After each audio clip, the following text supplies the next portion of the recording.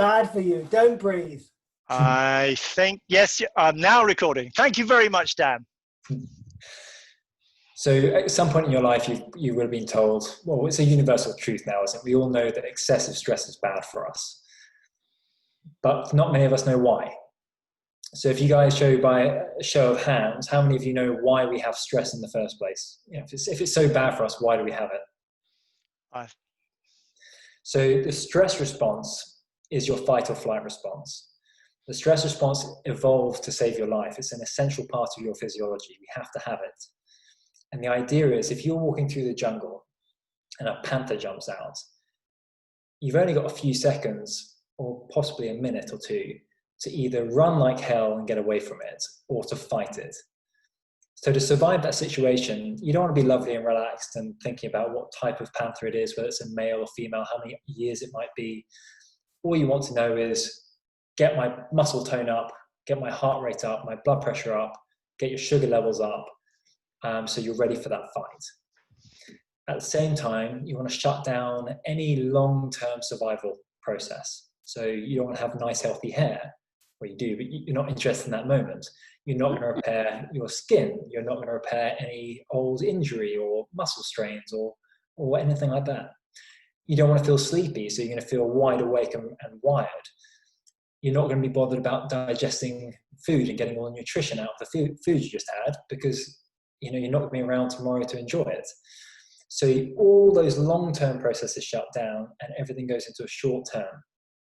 So if you look at birds, for instance, birds are horrible. If you ever lived on or near a river, you will see that geese and swans and ducks, they're all horrible creatures. So if you look at a swan, a male swan will chase down any other goose or any geese on the water. But the goose doesn't spend the rest of the day stressing about it, right? He gets chased by the swan, he flies off, and basically they'll spend the rest of the day chasing each other. But every time he gets away from the swan, he forgets about it and chills out for the next 5 minutes until the swan goes from it again.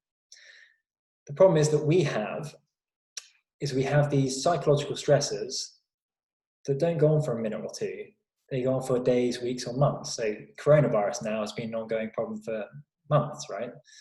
But if you took coronavirus out of the situation, probably all of us have another stress going on. So it might be your kids are unwell or misbehaving or coming up to exam time. You've got rent to pay, mortgages, your business isn't going well, or it is going well, but that just brings in other stresses. So we have these cognitive stresses that have the same effect on us as that panther. But whereas the panther was a 2-minute process, these goes on for years. So that's why people with the IBS always say that their stomach is worse when they're stressed. This is why people with stress have insomnia, can't sleep. It's why stress has been related to cancer and all these other horrible diseases.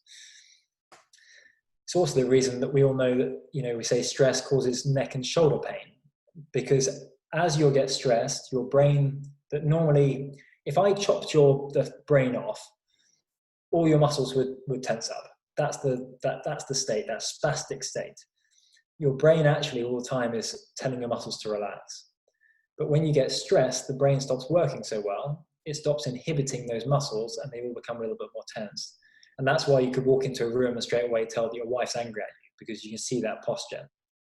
It's also the reason now, if you give yourself a poke, you'll probably find that your shoulders are all a bit tender.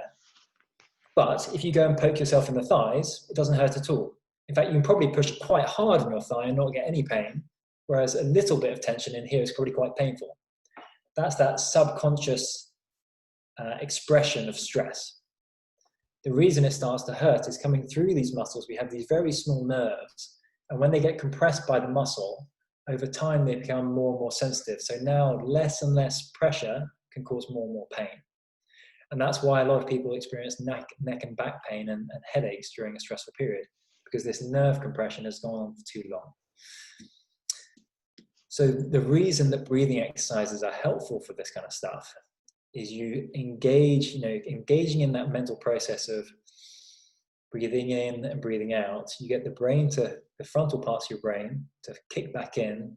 They then control the stress responses of your brain and help those muscles to relax.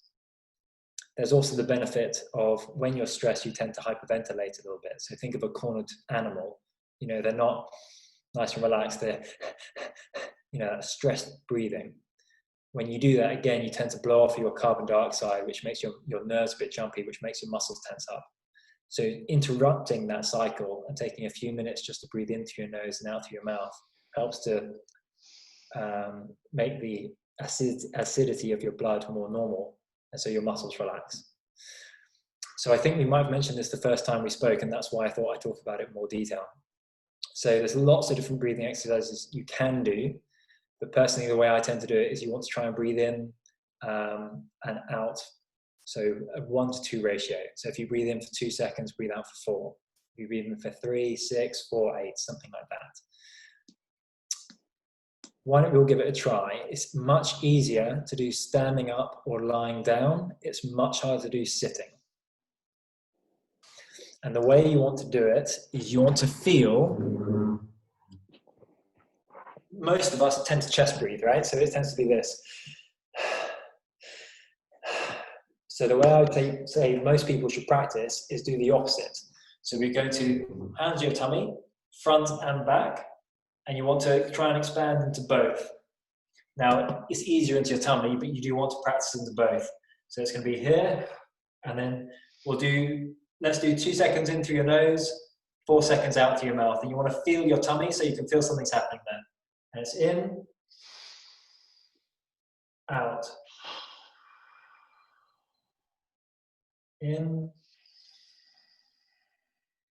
out, in, out. You'll start to notice the first breath is quite hard to get that 1-to-2 ratio. But hopefully by the time you get to the third or more, you actually start to find you can do really long breaths in and really long breaths out. I know that Dad will often do it doing a noise, and that's great, but anything where you're controlling that breath, so I'll do more of a, but anything like that is good. Great. Does that make sense? Does anyone have any questions? Why those ratios? Because your body is producing its own waste products, you shouldn't be breathing in and out for the same ratio. So you should be breathing out more because your body is producing a whole bunch of waste products that you're trying to breathe out. So carbon dioxide, basically. So we exaggerate it with the breathing exercise, but in real life, you're probably not going to do that.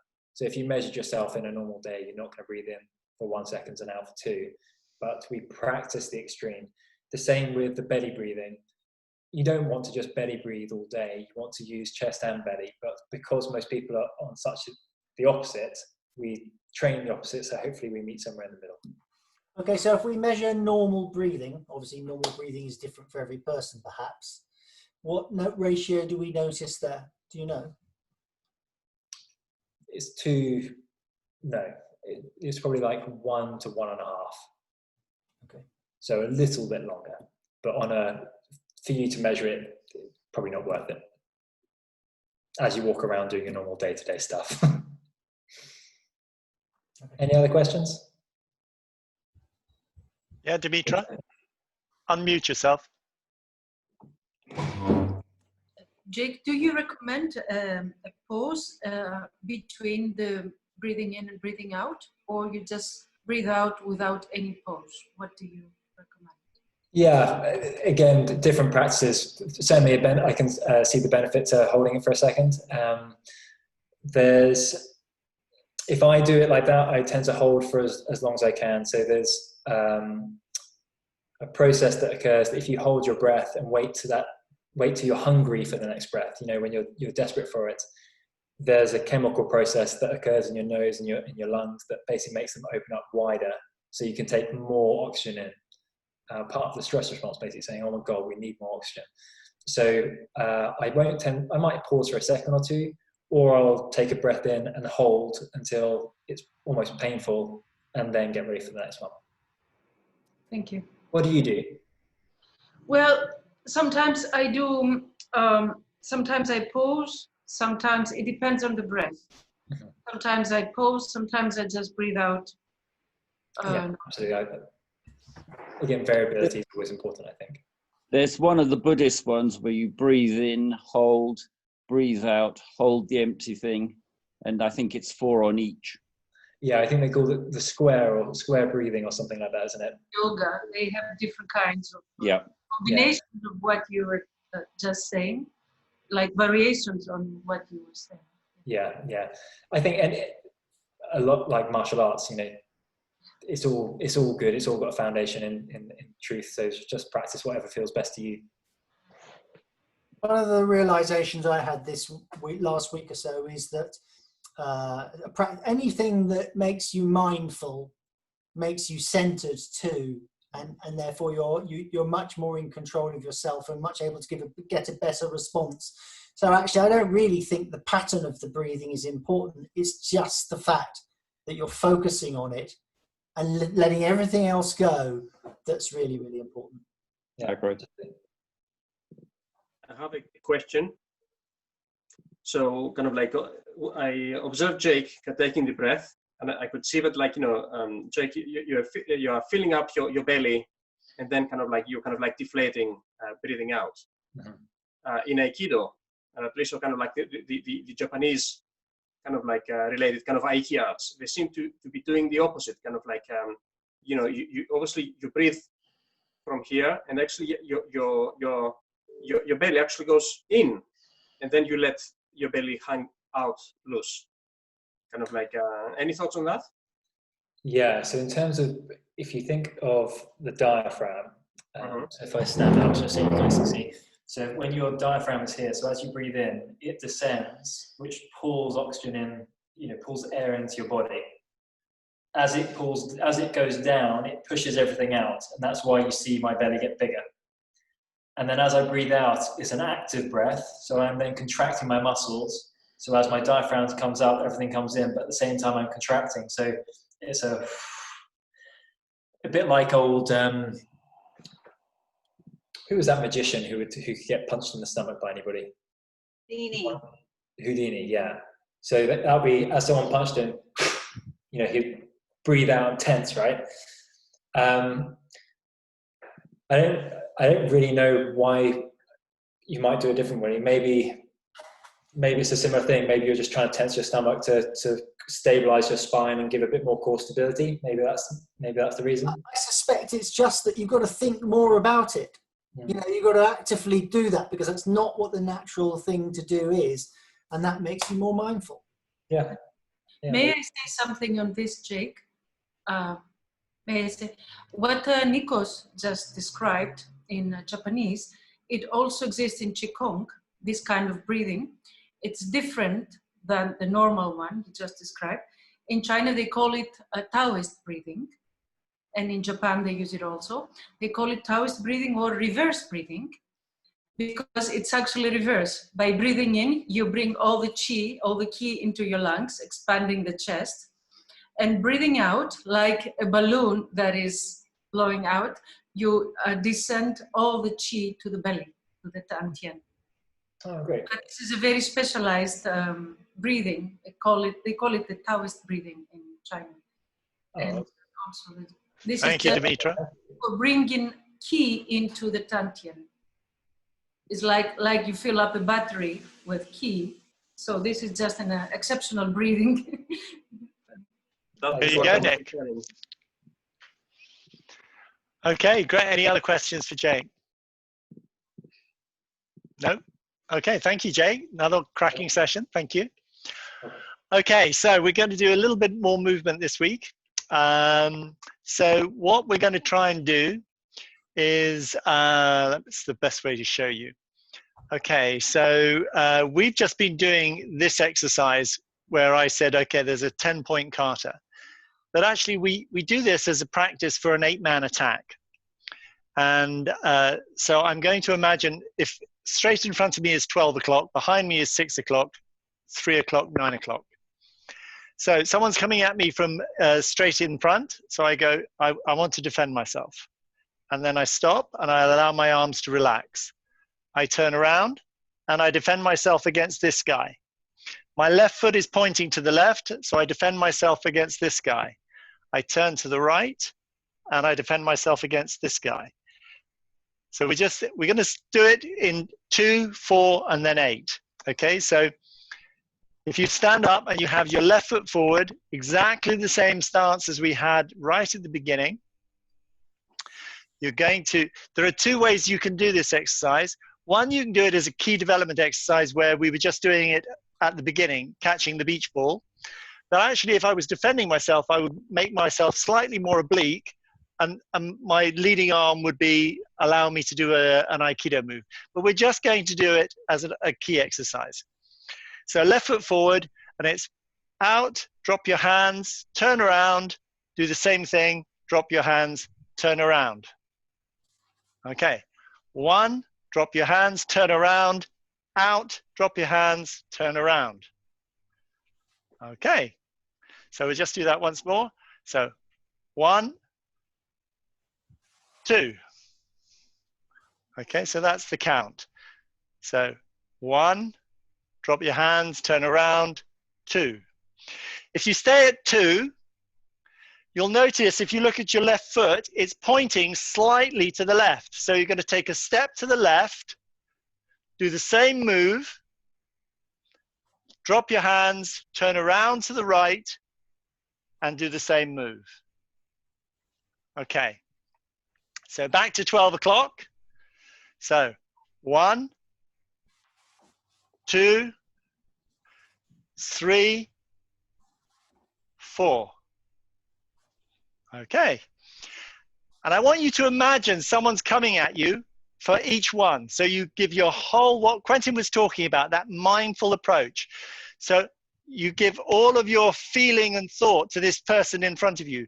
And then when you turn around, you give all of your feeling to the person behind you, and then to the side, same. Okay, so 1, 2, 3, 4. Okay, hold it there. Hold it there. Right, if you look at your feet, your left foot is going to point in between the 6 and the 9. 7:30. Thank you, 7:30. So you're going to take a step with your left foot in that diagonal. So you're going to go 5 and then turn around 6. Okay, now your foot, if you look at it, is pointing to the left again. And this time you're going to go at 10:30. 7 and turn around 8. Okay. So we'll just do all of those again. We'll go quite slowly, and then we're going to try and speed up. So 1, 2, 3, 4, 5 to the left, 6 to the left, 7, 8. Okay, back to the beginning. 1, 2, 3, 4, left, 5, 6, left, 7, 8. Okay, right. I'm going to watch now. I'll just count. And what I want you to make sure is that when you're doing the move, you're not going like this. Okay, the move is very specific. It's 1, 2, turn around, 3, 4. So if I were breaking it down into lots of numbers, it would be a 4 count. You're going to say something, Dan? I am. Sensei, just a question, because obviously we're all doing it on different floor surfaces here. Yes. I'm doing it on tiles, which is obviously very different to doing it on mats. Yeah. What contact do you have with your feet on the floor? Are you rotating on the balls of your feet, both the balls and the heel of your foot, or the heel of your foot? Okay, that's a really good question, Dan. Okay, I rotate on the balls of my feet. But when I was taught, I was told, I'll just change the camera angle so you can see it. So, oh no, you can't see that, not quite. Okay, so I'm there, I do that, okay? Mm-hmm. But when our original teacher said when you've gone out, you pick up one foot and you pick up the other foot. So he didn't want you to rotate. But I don't know that just doesn't feel natural to me, so I don't do it. Okay. So we're going to, if you do it, so we're going to go through 1, 2, 3, 4, 5, 6, 7, 8. Just make sure that that's 1, then turn around. That's 2, turn around. Okay. So off we go. So 1, 2, 3, 4, 5, 6, 7, 8. Hey, great. Okay, let's go a little bit faster. So 1, 2, 3, 4, 5, 6, 7, 8. Let's carry on. 1, 2, 3, 4, 5, 6, 7, 8. Okay, well done, Siv. Very good. Now, where it plays with your brain a little bit, we've been doing it with a left foot stance. Now you're going to change your stance. So where we turned left before, we're going to turn right, obviously, this time. So you've got your right foot forward. So you're going to go 1, and then you're going to turn to the left for 2, but your back foot always tells you the direction of travel. So my back foot for 3 is pointing now to the right. So you're going to step to the right for 3, turn to the left, and then for 5, it's pointing in the right direction. You're going to go 5, but you turn to the left, and then 7, you're going to go right and turn to the left. So it just plays with your mind a wee bit. Okay, so you just have to rewire your brain a little bit. We'll just go slowly, and then we'll try and speed up, see if it's made any difference. Okay, so 1, left, 2, right, 3, 4, right, 6, right, 7, 8. Okay, cool. Okay, so we'll just try that again. Right foot stance. 1, 2, 3, 4, right, 5, 6, right, 7, 8. Hey, cool. Does it bring back memories, Siv? Okay, good stuff. Okay, I want to try one more move, and then we'll end with some breathing. I want to do a little bit of Aikido, and I want you to imagine that you're being held by 2 hands from behind. So it's like someone's behind you and they're holding your wrists in this position, and they're holding you, and they're trying to pull your arms back. Okay? But as soon as they grab, I want you just to think that your fingers have gone forwards. And if you're you're cheating, Laura and Nick. Try that just out of interest. I know it's tempting, but do it on your own. Do it separately. Okay, so actually what we'll do, while everyone can watch, this is fantastic. Siv just had a close look at the screen. So can you just do the move? So what I want you to do is I want you to do this move, and then I want you to imagine that you're going to take Sankyo. Hold on. So you're going to do here, up, then you're going to take Sankyo, and then put it down. So if you can just demonstrate it, if everybody watches Nick and Laura. So yeah, Laura, you're being held from behind. Okay, so it's the curl up. Yep. Up, both hands, both hands. Yep, that's it. And then put Sankyo on. Yep, and then cut down. Perfect, and then finish. Okay, can you just do that again? So from behind. So if you look at Laura, so first of all, her fingers are curling up, turns her hands over. Yep, lift up your elbows. Just lift up your elbows, perfect. Now you're gonna, yep, take one hand, whichever side you wanna go. That's it, put Sankyo on. Yep. Now cut down and step forward and put him onto the floor. Okay.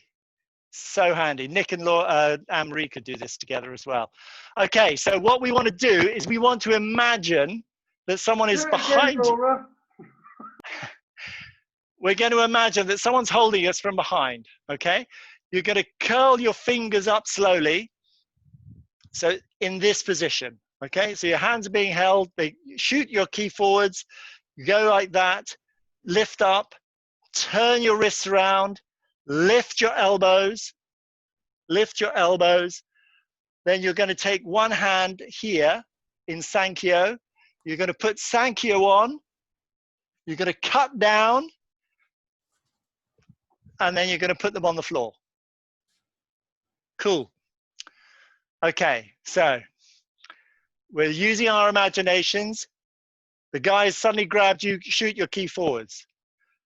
Curl up till you can't go any further. Turn your wrists around and just think of elbows going up. Perfect. You're going to take the Sankyo hand from him here. You're going to put Sankyo on here. Keep the Sankyo on. You're going to drop. Then you're going to step forwards and sweep him onto the floor. Fab. Absolutely fab. Great. And then I just want to try one last thing. You're going to imagine someone's punching you. So someone's coming to punch you, and all you're going to do is just defend. And then someone's coming from the other side. Let's do it this way. Someone's punching you. All you're doing is defend. Someone's punching you. All you're doing is defend. Punching, defend, punching, just defend. And just imagine you're sending out that key. So we'll just do 5 on each side. Someone's punching you 5 times each way. So 1, 2, 3. Keep your shoulders relaxed. 5, 6, 7, 8, 9, 10. Cool. And what you practice, you get good at. So now we'll practice a little bit of Qigong with Dimitra, a bit of breathing. So much easier if you've got someone. Laura and Nick, you're such cheats. Okay, over to you, Dimitra. Fine. How much time should I give Piers? Should we have 10 minutes again? It's up to you. Yep, 10 minutes is great. Do I click on the screen or anything to enlarge? We can all see you and hear you, I think. Everyone see Dimitra okay? Yes, I'm getting thumbs up. Dimitra, if you're talking, it automatically goes to your screen. So just keep talking. And everybody mute their microphones. Can you see me? Can you see me? Yes, we can see you. Yeah, we can see you. Okay. So 10 minutes, I see. Well, I was thinking to demonstrate, to work a little today with very basic things like the very, very basis of Qigong is the connection of our center, Tantien or Hara in Japanese, with the universal Tantien, with the universal center. This is basic, and it's a mental thing that comes to the body. So it's very, so when we do a simple opening like this, and simple breathing in, opening, breathing in through the nose, actually what we open is just embrace the universe. It's like opening, connecting with infinity, and then this spaciousness, this infinity, bringing it back to the center. And the concept is that our center and infinity are not two separate things, they're one thing. So with our mind, it's like we plug in through our center to the center of infinity, the center of the universe. Through breathing in and breathing out, coming to our center. This also helps enormously the lung and the heart energy. Breathing in, open. And out, connect to Tantin. It's like O-sensei used to do in one of the writings, that when I breathe in the whole universe. We breathe in through the nose and out through the mouth. In through the nose and breathing out through the mouth in this Thank one. you. One more.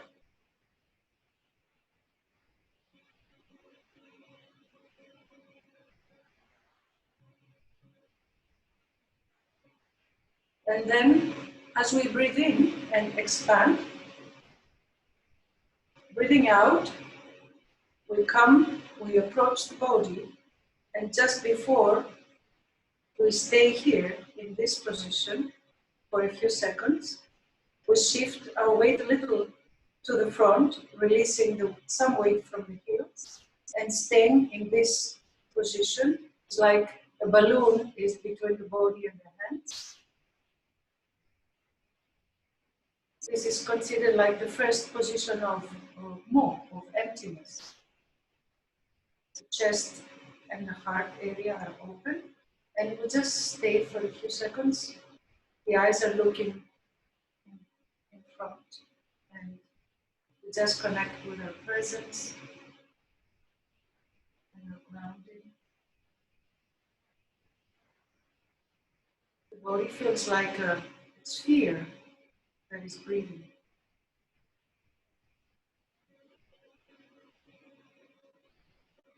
Today we don't have the time to stay here in this position for a long time, but normally we will stay in this position for 5-10 minutes.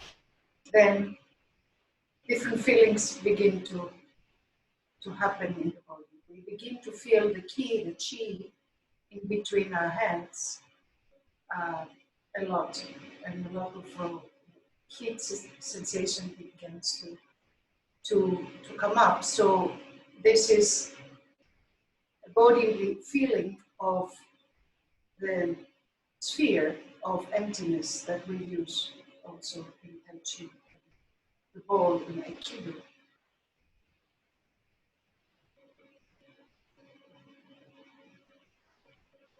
And then we come to the second Qigong, which is we breathe in and out through the mouth, and it is a Qigong for the lungs. Breathing in through the mouth and out through the mouth.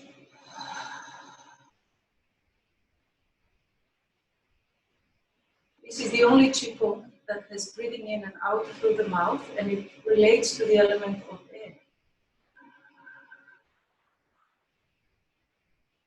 You feel a big expansion in the chest and releasing. Do 2 more cycles.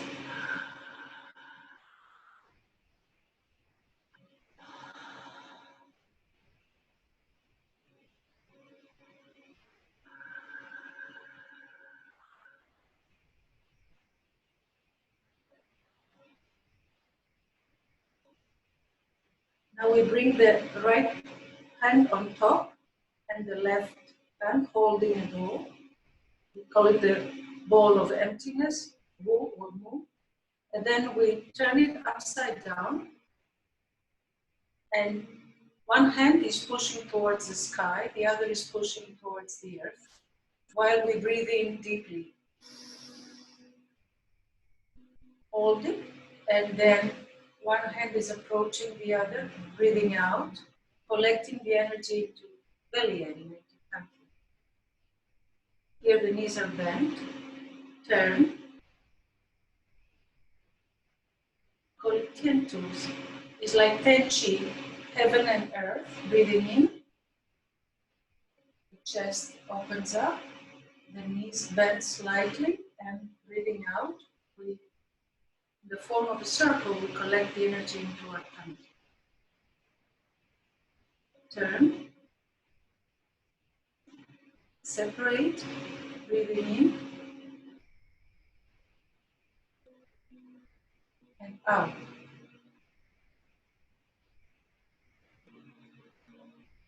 Turn, breathing in,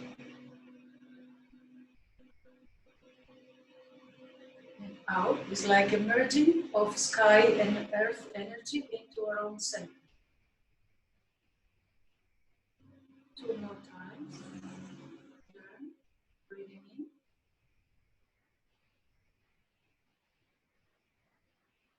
And out.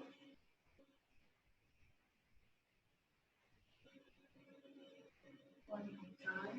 Breathing in. Breathing out. Start the hands, create a circle and collecting the energy back in. And then we can turn to our right and breathing in, we push the hands to the sides. Breathing out. The back hand drops and comes to the center, creating a circle. Collecting the energy to tightly. Turning to the left and opening up. The hands are like pushing while we're breathing. And breathing out. Make a circle. To the right, open out and breathe in. Breathe out. Collecting energy to tighten. And last one on the left. And out. And now we will do again, one more time, the crane, the opening up of the crane. It's called the white crane spreading its wings. We begin with foot parallel. Shift our weight on the right leg. And from our center, breathing in, we expand up. Breathing in. Shoulders are down. Top of the head, the crown of the head is lifted up. And through our center, we draw the energy back. We step forward and draw the energy back into the center. Small pause, and then from the center, we expand again. Breathing in.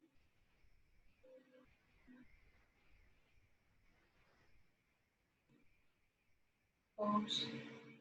Breathing out.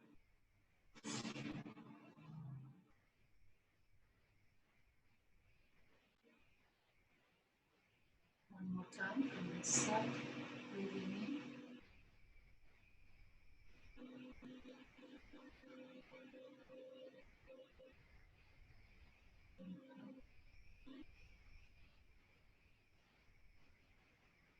And we shift our weight on the front of the left foot and change feet. Breathing in.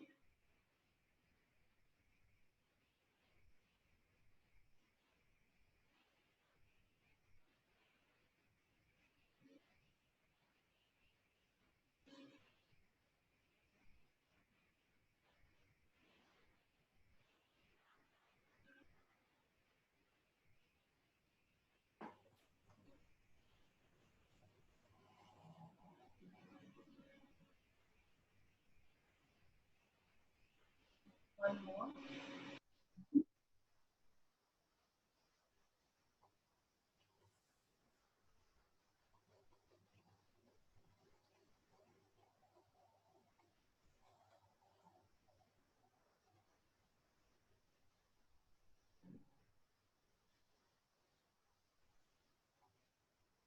We just finish with this Qigong for the upper canter and the head. Breathing in, we touch the upper center.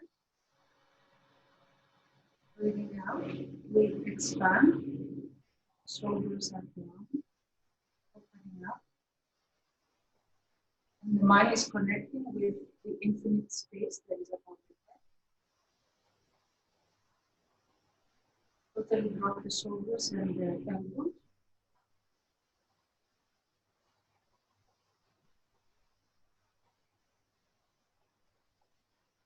This might create a pause in thinking. Again, Now we cannot stay for too long, but we can stay in this Qigong for many minutes. And we are low. And come back to the center.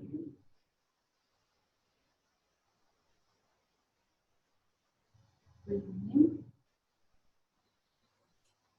Crown the head. Breathing out. Centralize.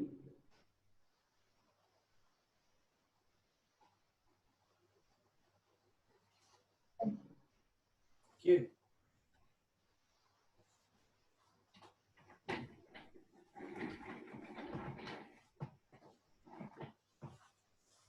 So I was chatting then, I was talking to myself. Thank you very much, Dimitra. That was really lovely. I think what was very interesting is that you were doing balance exercises with the white crane, and also when we're breathing, you're extending out, which in Qigong is a form of defense as well, isn't it? So it's a type of Tai Chi. So you're keeping people at your distance. So it's not just a breathing exercise, but it's actually a practice for keeping people away from you.